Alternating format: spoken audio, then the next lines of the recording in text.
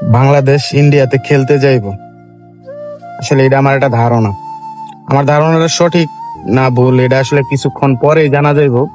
Bangladesh cricket টিমের সাথে আজকে বাংলাদেশের ক্রীড়া উপদেষ্টার একটা মিটিং আছে, যেটা দুপুরে হবে। তো এই মিটিং এর পরে আসলে জানা যাইবো যে বাংলাদেশ কি আসলে ইন্ডিয়া যাইবো নাকি যাইবো না। মানে যাওয়াটা কেন জরুরি? জরুরি হইলো যে একটা দেশের ক্রিকেটের ভবিষ্যৎ কিন্তু নির্ভর করে এইসব বড় বড় টুর্নামেন্টের উপরে। ইভেন আপনি নিজের উপরে চিন্তা করেন যে আপনার এলাকায় যদি একটা টুর্নামেন্ট হয়, আপনি কিন্তু চিন্তা করেন যে না, এই টুর্নামেন্টে আমার খেলতে হবে। আর এটা তো আসলে বাংলাদেশ ক্রিকেটের একটা ফিউচার। বাংলাদেশ ক্রিকেটের ফিউচারটা এখানে ডিপেন্ড করবো।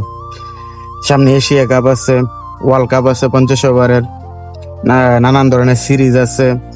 তো এইসব দিক বিবেচনা করে আমার মনে হয় বাংলাদেশ ক্রিকেট বোর্ড বা বাংলাদেশের সরকার এটা নিয়ে একটা ছাড় দিব। কিন্তু দিবই যে এটা আসলে আমি শিওর বলতেছি না, এটা আমার একটা মানে ব্যক্তিগত মতামত।